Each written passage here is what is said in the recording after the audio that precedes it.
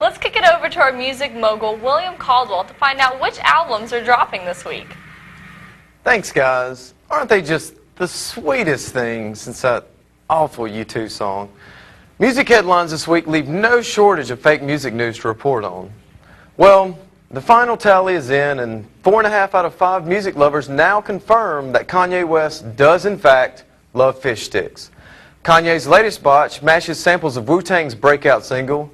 We all know the title, and I can't say it on this show, but let's just say that Wu-Tang is nothing to mess with Justin Bieber's Runaway Love. Throw in Raekwon for a few new verses and plenty of Twitter love between the Biebs and Kanye, and I think we may have just solved the music industry in shambles problem.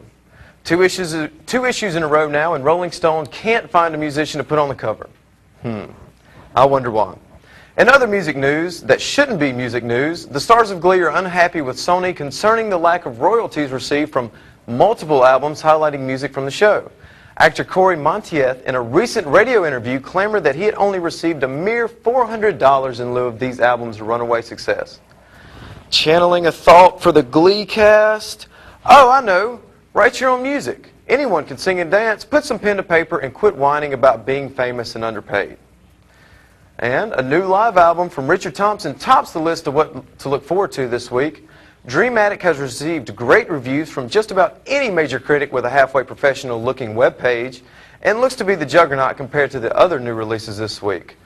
Those other new releases include a new Heart album entitled Red Velvet Car, obviously a ploy to help fund Ann's grocery expenses and Nancy's facelifts, and the super-duper pop group The Goo Goo Dolls has something for the rest of us with their new album entitled Something for the Rest of Us. But that's not all. Extreme hardcore band Disturbed is out with Asylum.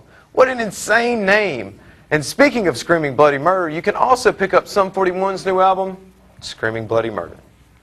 And there's plenty of live music this weekend for all my kiddos out in TV land to sink their teeth into to shake off those first week blues.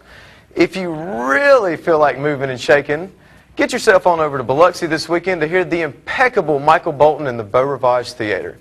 Ticket prices begin at a sweltering $45 for what is sure to be the best live show since Wet Willie ruled the Deep South.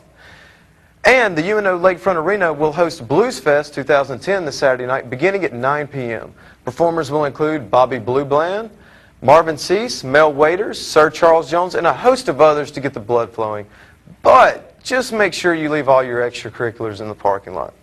And for those of you out there like myself who will catch neither of the aforementioned shows, here's what's happening around the 225. The Manship Theater downtown has New Orleans-based Gal Holiday and the Honky Tonk Review this Friday.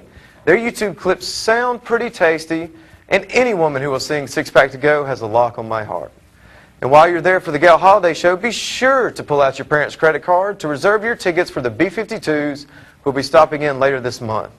And if you don't feel like cranking up that old beater to get downtown, take the bus. Or just hop on your bike and head to Northgate. The Varsity has local favorites Benji Davis Project on Thursday, and the Sgt. Pepper's Beatles Tribute Band Friday night. Chelsea's Cafe Under the Overpass will feature the Jacob Fred Jazz Odyssey, Thursday. And finally, Northgate Tavern will host a trifecta Saturday night beginning with Bear Fighter, Midsummer Classic, and Surviving the Musical. Well, that's all for this week's dose of music news. Until next time, this is DJ Willie C., number 75 on your dial, number 1 in your heart. Here's some public service announcements that require your immediate attention.